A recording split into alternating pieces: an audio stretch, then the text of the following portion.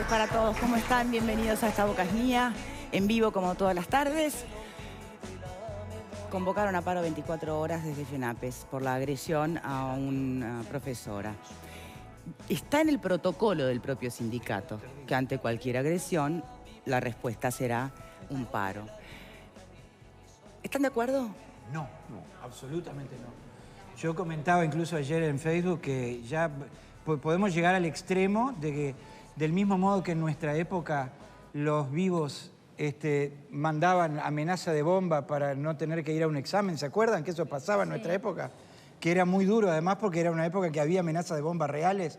Bueno, ahora no me extrañaría nada que haya chiquilines vivos que le peguen a los docentes para zafar de dar clases. O sea, es lamentable, lamentable la decisión del sindicato. Acá lo que hay que hacer es expulsar a ese chico, sancionarlo como corresponde y no dejar sin clase a cientos de miles de estudiantes. Estamos todos locos. Pero pará, hay dos cosas allí. A ver, yo no creo que alguien se prestara para golpear a un docente, para tener paro, porque sería un nivel de psicopatía elevadísimo. Creo que es al revés. Hay psicopatías peores, Está bien, pero creo que en realidad el que le peguen a un docente es parte de la violencia que estamos viviendo. Ahora, si el paro de los docentes tiene como objeto lograr que se tomen medidas con el alumno, me parecería bien, porque de alguna forma, tienen que lograr. Un paro, obviamente tienen que sancionarlo, no se puede hacer un paro. ¿Qué libertad tiene, y esto lo pregunto de verdad porque no lo sé, qué libertad o independencia tiene una institución pública para tomar medidas con un alumno en particular? Como tener tiene. O sea que desde ese lugar el paro no tendría sentido. Hay disciplinaria gravísima. Es una falta disciplinaria gravísima. Hay un problema. Cuando hay un chico que tiene una inconducta de este nivel, se hace un informe y se manda a secundaria y es todo un protocolo de actuación que demora. Ahora, si tú sistemáticamente estás dando clase y te pega un chico y queda ahí y pega, no sé, está difícil, hay que trabajar en Bueno, no, tengo entendido que en este liceo en concreto, que funciona bastante bien y que en realidad fue un caso muy excepcional. Parece que los chicos estaban peleando y un profesor Claro, la docente intentó intervenir como haría cualquiera. Como haría cualquiera. Y se ligó empujón e insulto, ¿no? El tema es la violencia extendida, lo que ha empezado a pasar con los padres de alumnos cuando han golpeado maestros. Los episodios el año pasado fueron lamentables, y que ahí como que FENAPES hace este protocolo que creo que ya lo hemos discutido varias veces, ¿no? Sobre si en realidad es una medida que sirve para tomar conciencia. Sí, pero no sé, porque también. Pero está el tema, ¿no? que se tomen medidas ¿desde qué lugar? ¿Desde qué lugar? Porque cuando la violencia la ejercen los padres de los chiquilines, es una cosa. Y hay que ver qué tipo de medidas se puede tomar, más que la denuncia en la justicia, etcétera. Ahora, cuando la violencia la ejerce un alumno de la institución, hay que tomar medidas disciplinarias. Sí, claro. A ver, capaz que nos lo puede explicar mejor la propia Virginia García Montecoral, que es la presidenta de FENAPES que tenemos en línea en este momento. Virginia, ¿me escucha?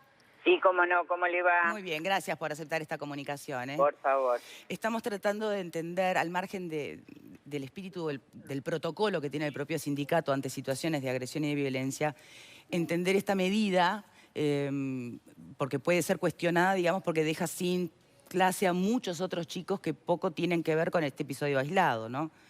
¿O qué medidas podría haber tomado la institución misma donde se protagonizó el hecho puntualmente con el alumno?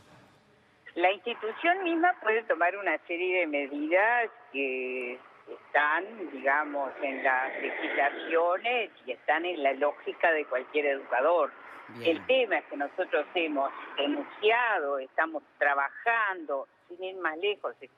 Ahora el CODICEN dentro de una hora y algo nos va a dar una respuesta a largos reclamos que nosotros hemos hecho en cuanto a que no había condiciones para el inicio de las clases. Entonces no es un paro por la agresión a la docente. No, en este caso es que quede bien claro. La Federación Nacional de Profesores, votada por su Asamblea General de Delegados, tiene una resolución que nos mandata que cuando se agrede a un trabajador, no importa quién haya sido, se para, ¿verdad?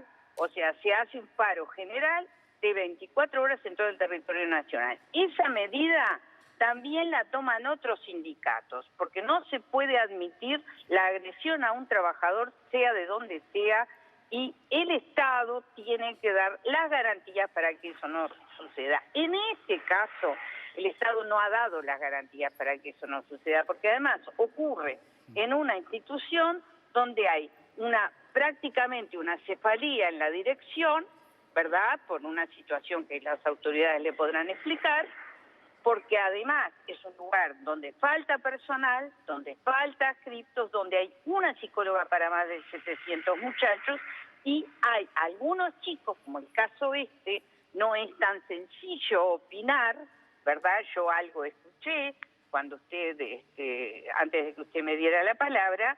Hay chicos que son difíciles, que tienen algunas problemáticas particulares y que a nosotros se nos da un tenedor para ir a la guerra, porque tener un psicólogo cada 700 personas en el lugar que sea es prácticamente nominal. Entonces, los chicos que requieren de un tratamiento especial no pueden ser tratados especialmente, ni se pueden tomar las medidas y se desbordan. Entonces, ahí hay una responsabilidad que va del Estado, ¿verdad?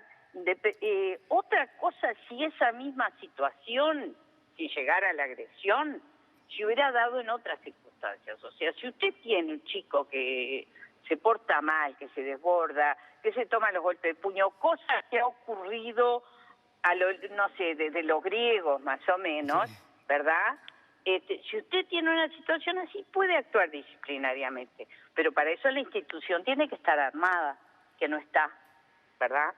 Entonces, que quede bien claro, esta situación concreta, estoy por entrar en un garage, le advierto, por las dudas que se corten. Sí, no se preocupe. Esta situación concreta, ¿verdad?, está vinculada a lo que nosotros venimos denunciando. O sea, pero ustedes entienden que es responsabilidad también del Estado procurar que no se den estas situaciones, contar con los recursos suficientes. Ahora se entiende más. Bien, perfecto. Sin duda. Pero además lo venimos diciendo, porque al revés de lo que piensa la mayoría de la población, el sindicato en realidad es proactivo. El sindicato advierte cuáles son los problemas que puede haber, ¿verdad?, para que se resuelvan. Y en este caso, recién esta tarde ahora, el CODICER nos va a dar respuestas a una serie de preguntas que nosotros le hemos hecho, que tienen que ver con el inicio de los cursos, y con anterioridad le habíamos planteado al Consejo de Educación Secundaria y no habíamos tenido respuestas satisfactorias. Sí, inicio de cursos que desde las autoridades se manejaba como con normalidad, ¿no? Sí, pero no. O sea, estamos diciendo cosas contradictorias no porque vivamos en mundos paralelos, sino que uno lo ven de un lado, otro lo vemos de otro. Uno de los problemas grandes es iniciar los cursos el 1 de marzo, que es el día que todo el mundo cambia el contrato laboral. Por lo tanto, usted al día 29 de febrero puede tener como que todas las horas están tomadas, pero en realidad esas horas, o sea, cuando llega el 1 de marzo, puede haber mucha gente que está con licencia para jubilarse, con licencia por enfermedad, tiene un cargo en otro ente del Estado, está en el Parlamento, está en un ministerio, tiene una beca a Francia, ¿verdad? Y ese cargo no se libera, no se puede legalmente liberar hasta el día 1 de marzo, que es el día que cambian los contratos de trabajo. Entonces usted no puede iniciar las clases el 1 de marzo, porque recién ahí es cuando usted sabe qué cantidad de gente tiene o no tiene. Independientemente de eso, faltaban, y nosotros dijimos que no eran suficientes los cargos que estaban designados. ¿Hola? Sí, yo la escucho. Está, porque estoy yendo por... No sé en qué garaje estará, pero se escucha perfecto, ¿eh? Bueno, así que esa es la situación. No es tan sencillo, vuelvo a repetir, estamos hablando del ente más grande del Estado, ANEP es el ente más grande del Estado, y sus desconcentrados son también muy grandes. Su organización, su dirección no es una cosa sencilla. Y en cuanto a si se perjudica o no se perjudica a los chicos, A lo largo de la historia se han tomado medidas de lucha que han hecho avanzar a la humanidad. Si no, todavía las mujeres seguiríamos sin votar, si no, todavía seguiríamos en la época de la esclavitud, si no, todavía los obreros industriales trabajarían 16 horas, cosa que por suerte no es así. ¿Sabe, Victoria, que no tengo más tiempo? ¿No tiene qué, perdón? No tengo más tiempo. Ah, sí, no se preocupe, queda claro. La única duda es que no entendí un poco cómo ató cabos con las luchas de activistas a través de la historia. En realidad la pregunta era concreta.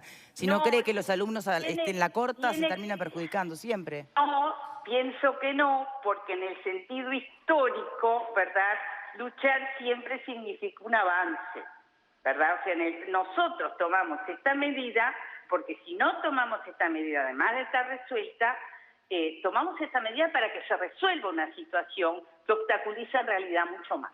Bien. ¿Verdad? Veremos entonces efectivamente qué pasa después de la reunión que tienen hoy y cómo se resuelve el caso en concreto. Bueno, buenas tardes. Presidente Penapes, gracias por esta comunicación. Hasta luego. Bien. Es un mal mensaje, es un pésimo mensaje. ¿Cuál? El de suspender, el que los docentes dejen sin clase y lo justifiquen de esta manera, no tiene ningún sentido. ¿Cómo se va a decir que es un avance dejar a la gente sin clase? ¿Cómo se va a decir que es un avance que los alumnos ese día no aprendan? ¿Avance hacia qué? ¿Hacia El dónde? tema es desde qué lugar tú... A ver, porque ella puede ser tomada como que habla de la lucha de los docentes, ¿Y en qué se pero la lucha de benefician? los docentes es también la lucha de la educación, o sea, depende cómo lo veas. Pero ¿cómo se benefician los alumnos de cuando eso? Con los docentes Sí, paran, le están enseñando a los estudiantes a luchar. Es un ¿Qué quiere decir eso? es un Eso no quiere prurito decir nada, ideológico eso no que quiere decir manejan, nada. que es absolutamente falaz. Lo que necesitan los muchachos es aprender lengua, matemáticas, historia, geografía, literatura. Lo que yo les propongo a mis colegas, porque son colegas míos, porque yo soy egresado del IPA, es que inventen medidas de lucha más creativas. Pueden sentarse con los chicos todo el viernes y en lugar de dar clase de las materias curriculares, leer un libro donde se habla de la violencia. Álvaro, Pueden hacer mil cosas si me permitís, en lugar... justamente, la medida del paro no es hoy en realidad el tema que nos convoca. Vamos un poquito más a fondo. Vamos a la violencia en general. a eso. La violencia que atraviesa todos los órdenes. Obviamente que estamos enmarcados, estamos en un contexto en el mundo. Ya sé todo lo que podemos ver alrededor, que no debería sorprender. Lo que no quita que no podamos, no sé, tener un poquito de ambición y pensar que por ahí podemos encontrar un camino para contener la violencia que se ha generalizado tanto. Capaz que más o menos que en otros lugares del mundo, pero bueno, estamos en el mundo. Pero es que para la violencia... Porque es violencia lo que hace el alumno con el docente, es violencia, bueno, ni que hablar de los muertos ante la delincuencia. Hoy están de paro los taxistas, otro taxista baleado. Pero estamos repitiendo, a veces estamos repitiendo frases hechas y no nos damos cuenta que a veces cometemos un error. Cuando se habla de la violencia, yo, cuando era estudiante de secundaria, de la universidad, sobre todo de secundaria, la violencia se veía en la calle. Había autos incendiados, la policía iba a apalear a los estudiantes que manifestaban.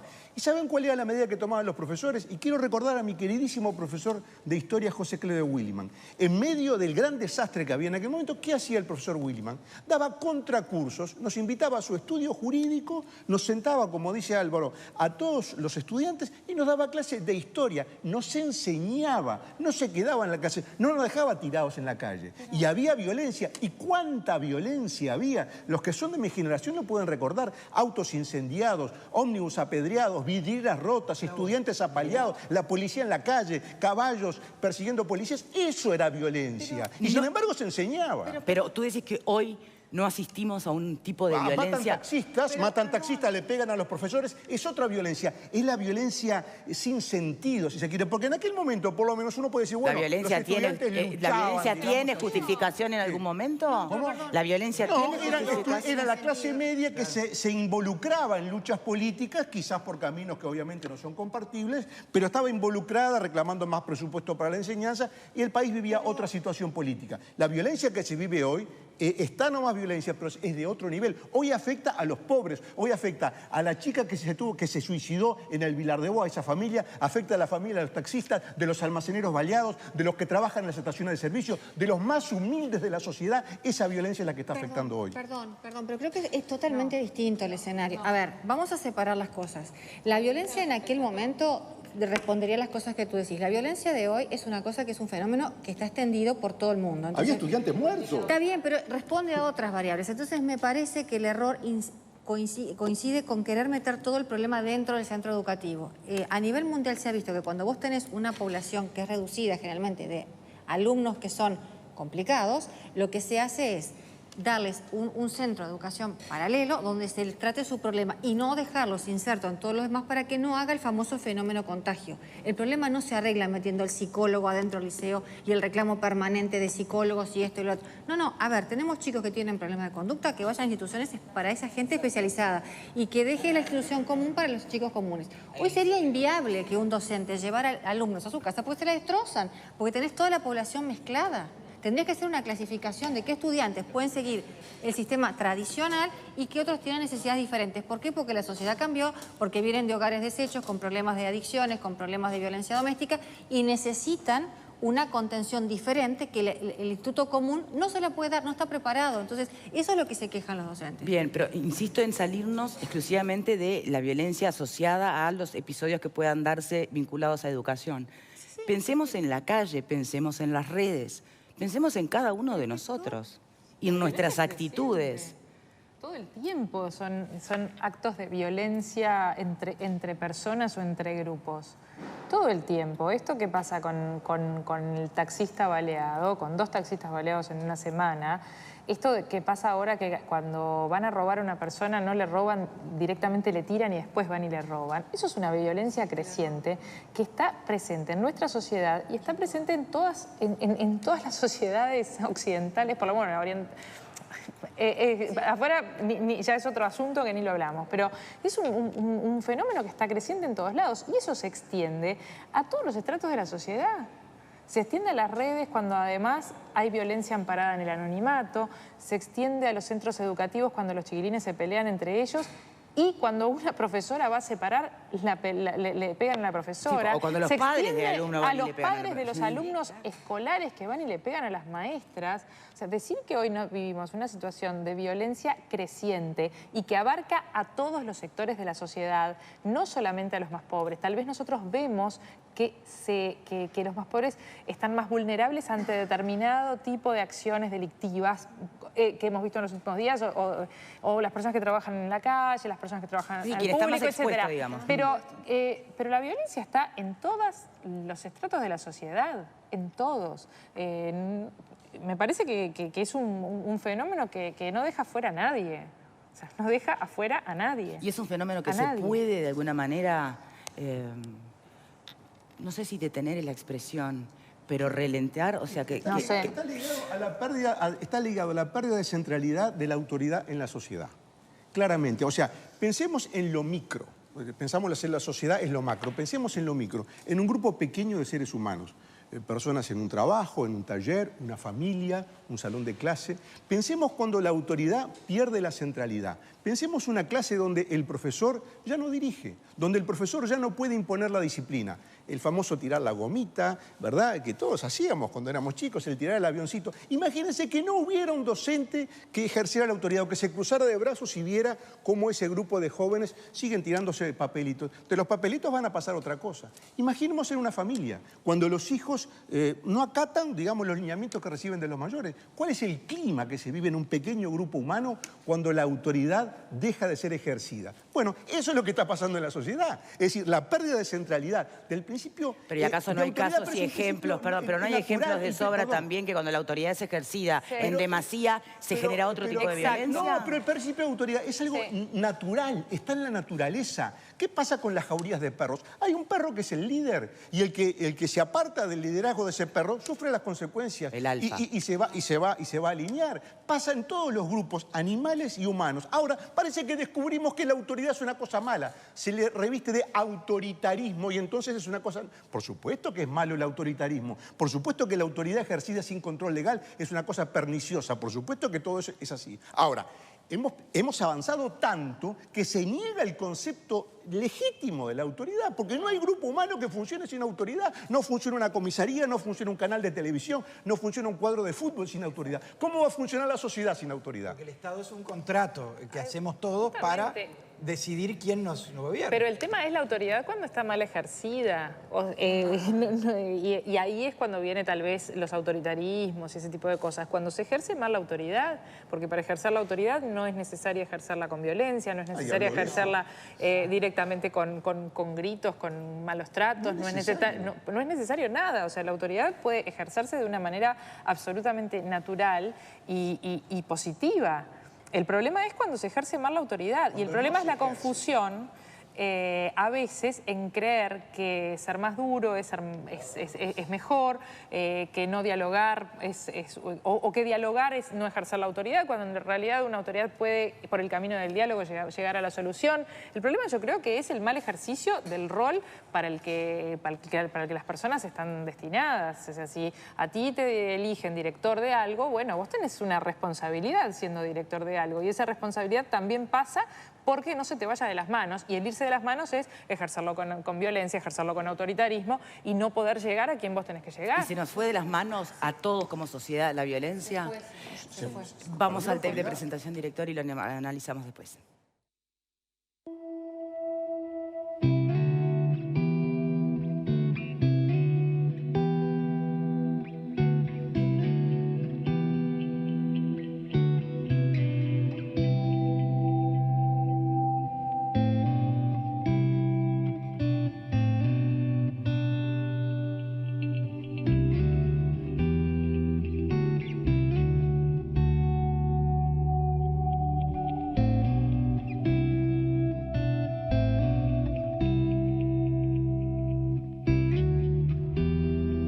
El hombre de 48 años recibió varios disparos en camino Cerdeña y Siberia, en el barrio La Chancha, cerca de Punta de Rieles.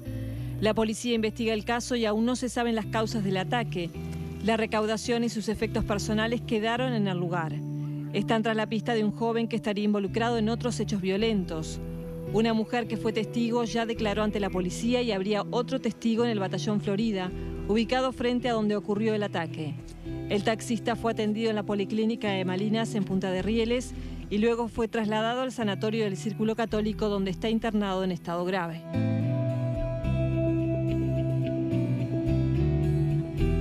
Bien, le damos la bienvenida a quienes nos van a ayudar hoy a darle no sé, pero un giro un poco más, tal vez, abarcativo y más profundo al debate sobre la violencia, más allá de los titulares de la prensa que diariamente podemos ver por allí. Nos acompaña el profesor de filosofía Pablo Romero. Muchas gracias. Gracias. Por estar aquí con nosotros. Y el sociólogo Álvaro Portillo. Muchas gracias a los dos. ¿Se nos fue de las manos a la sociedad en su conjunto la violencia? ¿Perdón? ¿Se nos fue de las manos la violencia en general? Sí y no. A ver. Creo que acá me parece que el análisis tenemos que manejarlo a distintos niveles. Si vemos en perspectiva lo que es la violencia en la historia de la humanidad, y hay recientes estudios muy interesantes, fundamentalmente del área de investigadores de las neurociencias, podemos constatar de forma contundente que en la historia de la humanidad el descenso en el ejercicio de la violencia en todas sus manifestaciones ha sido una constante.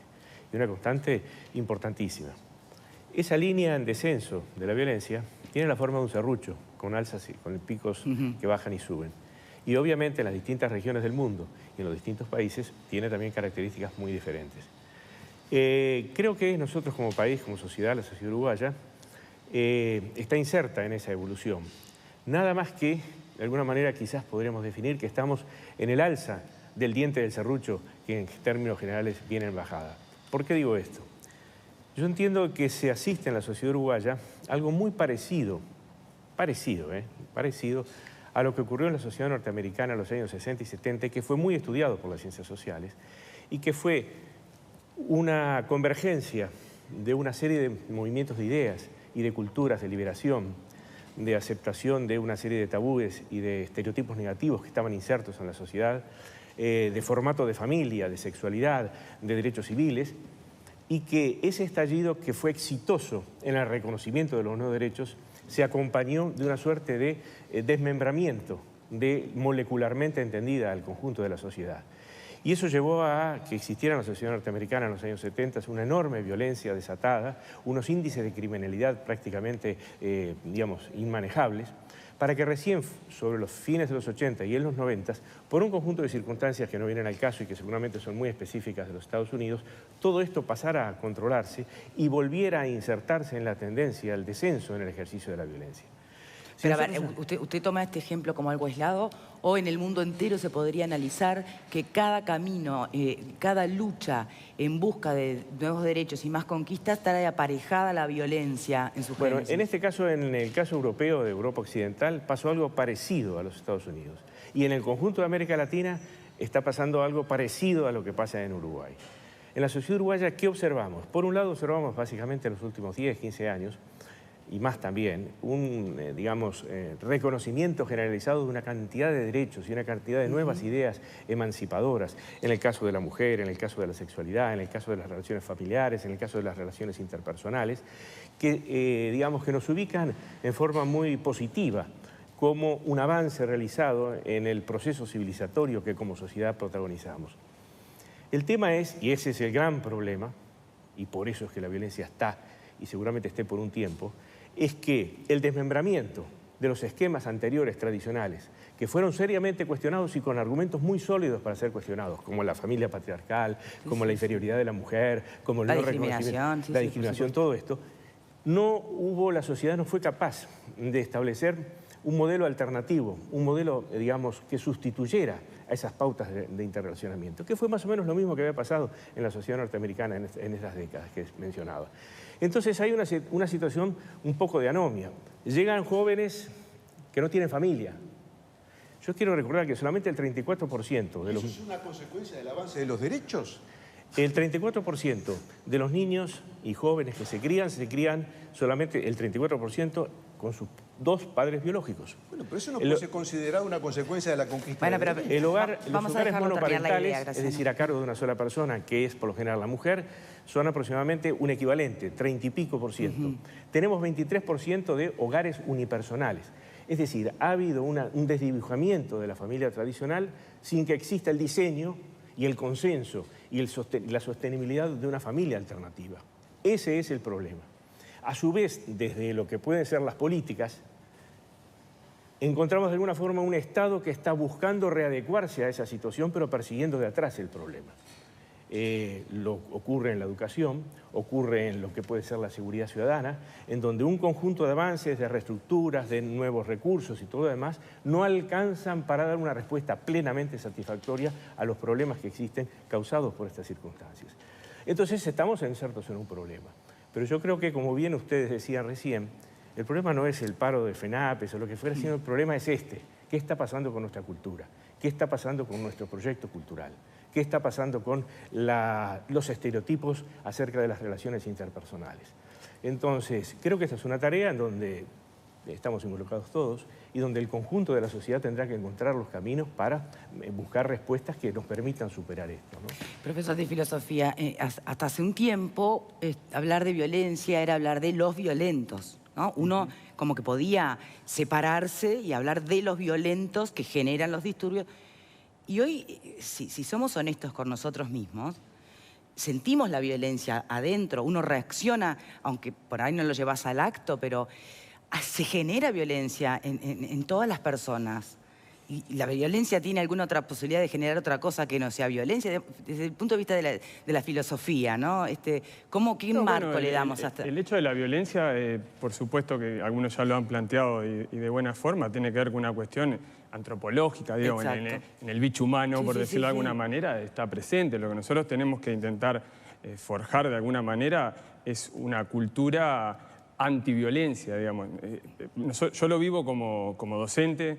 La violencia está atravesando, por supuesto, todos los extractos. Digo, creo que nadie está de esa manera a salvo. El compañero planteaba justamente el tema de del proyecto cultural, otros panelistas planteaban el tema de la falta de sentido. Yo creo que esos son elementos claves para tener en cuenta, y hay que generar, a mi entender, algún proyecto que tenga que ver desde temprana edad en las instituciones educativas, pero por supuesto que esto también es un problema básicamente de la célula familiar. Comparto que esto, el tema de la violencia es el primer lugar de combate es la familia, y luego están las instituciones educativas. Yo creo que desde primaria, desde primera instancia, habría que trabajar fuertemente con esta temática. Y después hay un problema que, vuelvo al campo educativo, porque es un poco mi campo, tiene que ver también con la perspectiva de cómo entendemos la inclusión. Creo que una panelista en el primer corte planteaba justamente algo del reclamo de los docentes, que tiene que ver cuando la educación se ha masificado, ha permitido en una misma estrategia de inclusión e igualdad, dentro del aula un montón de situaciones que en verdad generan paradójicamente una no inclusión. En el caso de la docente que fue agredida en el día de ayer, ustedes pueden leer en prensa, es un chico que tiene 16 años. Está en primero de liceo. Que está en primero de liceo, que reglamentariamente puede comenzar con 15, o sea, habrá cumplido recientemente los 16 años. Creo que fue expulsado también de Venía otras expulsado de 2 instituciones. Entonces, digo, el docente se enfrenta, digamos, a esta situación áulica, una institución educativa se enfrenta a esta situación que de por sí genera violencia. Digamos, este chico junto con otros chicos de 12 años que vienen de la escuela, a veces con otra carga valorativa y con otra socialización, genera una bomba de tiempo a las instituciones. Instituciones que no están preparadas para contener este tipo de situaciones. O sea, nos ha superado el discurso, el discurso que tiene todo que ver con, bueno, la equidad, la inclusión. Nos superó, digamos, porque no hemos encontrado todavía herramientas para manejarnos. Si está entendida como simplemente colocar dentro de una institución a las personas sin realmente tener políticas educativas de contención, es un simulacro de discurso. ¿No fue lo que se hizo? ¿No fue lo que se hizo? Claro, yo creo que hecho justamente de esta manera es un disparate. O sea, paradójicamente genera marginación, discriminación. Supongamos de los chicos mismos que van a estudiar, que realmente están en condiciones de estudiar. Realmente no lo pueden hacer por estas situaciones. Y además genera...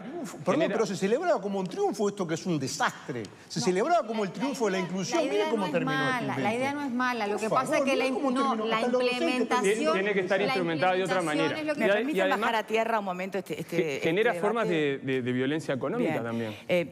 Si me permiten, tribuna. Para ustedes, ¿qué hay atrás de la violencia? Llévenlo a lo cotidiano. ¿A vos qué te genera violencia? ¿Por qué te parece que es violento el que va por allí? ¿Qué hay atrás del acto delictivo? ¿Qué hay para vos atrás de la violencia hoy? Para mí hay un tema de frustración, porque yo tomo, por ejemplo, lo que decía él, de que a vos te quieren incluir, ¿verdad? Pero notás la diferencia en esa inclusión. Y a veces, sobre todo en la parte de la adolescencia, se marca más esa diferencia, porque el adolescente es así, porque el adolescente lo marca. Entonces, hay atrás de eso un tema de frustración. ¿Cómo salgo de esa frustración? ¿Cómo me defiendo yo ante esa frustración? Agrediendo. Y de ahí eso anda subiéndolo, porque esa frustración va creciendo. Graciela, ¿algún otro punto de vista? La violencia siempre genera una sensación de impotencia y de limitación. Eso es absolutamente así. A mí lo que me molesta de esta situación puntualmente es que si hubiese sido a una scripta, no había paro. Si hubiese sido la agresión al cantinero del liceo, no había paro. Si la agresión hubiese sido para otro compañero, no había paro. Entonces, la agresión para unos y se contempla de una manera y la agresión para otros y no se contempla, me parece que debería haberlo manejado la institución con la reglamentación que corresponde, ya que es un chico que me acabo de enterar ahora. Que explicaron que es mucho más allá de esta agresión puntual, que está por enmarcado en supuesto, otra serie de reclamos, unen a esto toda una temática que bueno, pero si hubiese sido otro tipo de persona, no había paro. Y vuelvo a decir, al cantinero, a las cripto, y bueno, a las personas que están dentro de la institución, que son tan valiosas como un docente. Ro, ¿Qué te parece que hay? ¿Por qué estamos tan violentos? ¿Qué percibís vos? Yo creo que cada persona que desde cualquier punto, cuando ejerce la violencia, para mí que carece como de esa inferioridad, se cree menos que el otro. Entonces, como no sabe cómo tener o cómo decir o cómo lograr aquello, lo hace mediante la violencia. Puede ser robar, matar, escupir, golpear. Para mí que son seres, generalmente son seres que se sienten inferiores al otro y no saben cómo decir algo. ¿Imelda? Bueno, yo coincido con Martín en que la violencia viene de la frustración que tiene el ser humano. En este caso, bueno, decían que era un chico de 16 años. Nos paramos a detenernos ahora a mirar que era un chico de 16 años en primero de liceo. No hubo profesores que se pararan a mirar antes que un chico que ya tendría que estar en bachillerato todavía seguía en primero de liceo. ¿Por qué no repararon en eso? ¿Cuántos sabrán esta situación? ¿Por qué están así? ¿Qué les pasa? ¿Qué ausencia tiene la sociedad para con ellos que los trancó ahí, que los dejó detenidos ahí? Bien, pero ahí estás planteando una vez más como si los violentos, por las razones que tengan detrás, son algunos, y yo no sé si son algunos, o si hoy somos todos. Eso es lo que yo pretendo analizar. ¿Tenés algún comentario, Juanca? Tiene varias formas de mirar este problema. Podemos ir al hecho concreto de un ataque que se repite cada tanto en los liceos, podemos ir a las bases de la problemática social, injusticias, abandono, la depresión, la falta de oportunidades. También las personas que tienen un gran poderío económico tienen violencia, lo vemos a diario en el tránsito. O sea, la violencia, si lo miramos en la historia, también acompañó a la humanidad de todas las épocas. No es nuevo, se va renovando el fenómeno de la violencia. Ahora hay otras causales, pero tiene varios enfoques. Hay distintas clases de violencia y tendríamos que tener mucho tiempo para analizarlo. En realidad, yo como sindicalista he tomado medidas que después me he dado cuenta que fueron violentas y fueron equivocadas, pero se decidieron por una mayoría, como en el caso de la enseñanza. Entonces, hay que hablar mucho sobre el tema de la violencia, pero siempre está presente con nosotros. Quizás por temas de frustración, ahora está más incentivado. Sí, yo creo que en realidad la violencia se debe a una falta del sentido de pertenencia, sea con la sociedad, y si lo trasladamos a la parte educativa, claramente con los centros educativos. Esto también se refleja, por ejemplo, al ver cuando las estructuras educativas son tan mal cuidadas por muchos alumnos de ahí. Eso claramente demuestra que muchos no se sienten pertenecidos a este sistema y a este sistema educativo, entonces se sienten constantemente agredidos. No los estoy victimizando para nada, simplemente creo que por ahí va la explicación. Agustín. Sí, buenas tardes. Yo creo que la pregunta que haces es súper compleja, creo que se puede ver de varios puntos de vista. A mí, últimamente, para un trabajo que estaba haciendo, recuerdo haber leído La modernidad desbordada, de Rayuna Paduray, La política de la supervivencia, de Marca Vélez, y otros textos que son súper interesantes.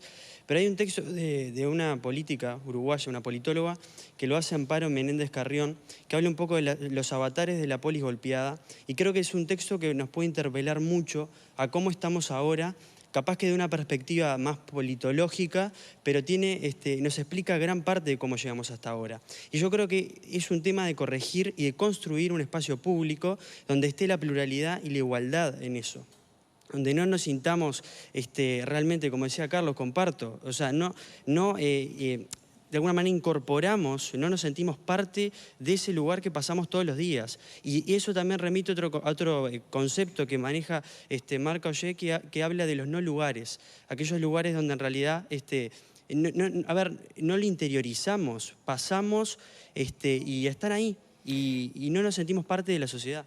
Es una mirada, permítanme agregar otra, en realidad la no pertenencia. Muchas veces lo que uno percibe es la militancia por pertenencia, justamente, que lleva a desbordes violentos, a ideas, a lugares, o sea, no termino de visualizar en realidad si es por falta o por exceso, ¿no? Si es por falta o por fanatismos. Sí. Si me permitís, hay dos cosas. Por un lado, lo que estás apuntando vos, que es el corporativismo creciente en la sociedad. O sea, ya estamos en un sistema que, vinculado con lo que dice Graciano, de la falta de autoridad, los distintos corporativismos en la sociedad se enfrentan de una manera agresiva y exclusivista. O sea, yo te liquido a vos. O sea, no hay una concepción de comprensión entre las distintas corporaciones de la sociedad. Eso por un lado. Obviamente regado por todas las ideologías que han hecho sus estragos en nuestro país de la generación del 45, ¿no? Pero por el otro lado está el tema, para mí más grave, que es el de la lumpenización de la sociedad. O sea, la cultura lumpen se ha instalado en nuestra sociedad y todos nosotros, todos los ciudadanos, todos los políticos, la miramos pasar y nos reímos, la miramos pasar en determinados programas de televisión, la miramos pasar en las cumbia villeras, en toda la porquería. Yo he visto violencia en políticos, en parlamentarios, he visto violencia y hemos protagonizado violencia aquí, en este programa, cuando uno por ahí apasionadamente se va a no la veo en el lumpen, como tú planteas. No. La lumpenización es un concepto que tiene que ver cómo toda la sociedad se embebe de la identidad del lumpen, del desclasado, del que no tiene valores, del que no tiene objetivos en la vida. Toda la sociedad se impregna de eso porque existe un relativismo cultural, porque empezamos a tomar como cosa normal que los barras bravas hagan desmanes en los estadios, porque empezamos a tomar todo con normalidad y entonces... ¿Y no será lo contrario? Perdón, que justamente parte de la violencia también se visualiza en cómo uno se revela ante la misma violencia, capaz desmedidamente. Perdón, yo creo que es otra cosa. A ver, tradicionalmente cuando un niño nacía tenía una estructura familiar clara, tenía un rol del Estado definido, la iglesia era un modelo al que aspirar, todo eso ha caído. Entonces, cuando caen las autoridades y se desmembran las familias, tenés hogares uniparentales, se van desdibujando los límites. Entonces, después, ¿qué es lo que surge? Los grupos que te dan un sentido de pertenencia, porque todo el mundo tiene que tener un núcleo base donde apoyarse. Cuando la familia no está, cuando la iglesia ya no está, cuando el Estado no está, están esos grupos que llevan a los fanatismos, porque vos con tal de pertenecer pagás el precio que sea para que te consideren parte y en ese grupo haces actos de violencia que quizás individualmente no harías. Eso lleva a la violencia creciente que vamos viendo. Entonces vas a ver que van al estadio y personas que individualmente no serían quizás capaces de hacer semejantes actos de atropello, en la masa lo hacen. Un tema. Otro tema. Lo que hay es como una tendencia a... nos cuesta jugarnos con poner un límite. Entonces, como que si ponemos un límite somos represores y si no lo ponemos... ¿Es el miedo a la autoridad que planteaba Graciano? Es eso. Entonces, esa situación de indefinición lleva a que, como el límite no es una cosa clara y es fundamental, porque si vos estás en una carretera que estás sin señalización, no sabes para dónde ir, pasa lo mismo en la sociedad. Si el límite no es claro, la gente se pasa de un lado para el otro. Entonces, me parece que lo que tenemos que empezar a hacer es a que los límites que existen, porque existen, se marquen y se respeten y que el infractor pague las consecuencias. Vamos a hacer la primera pausa. Vero, buenas tardes. Buenas tardes, Victoria. Muchas gracias. El saludo para todos. La pregunta de hoy es... ¿Crees que somos una sociedad violenta? Y nos pueden contar qué piensan enviando un SMS al 1212 con la palabra Boca 1 por la opción sí y Boca 2 por la opción no. También nos pueden enviar sus comentarios a través de nuestro mail a estabocasmia@tele12.com o si lo prefieren a nuestro Twitter @estabocasmia12 o a nuestro Facebook estabocasmia12. Si quieren además dejarnos algún comentario para que lo podamos leer en la pantalla, tienen que mandarnos un mensaje de texto con la palabra Boca, dejan un espacio, nos cuentan y lo mandan al 1212. Bien, pausa y ya venimos. Y los ladridos de los perros.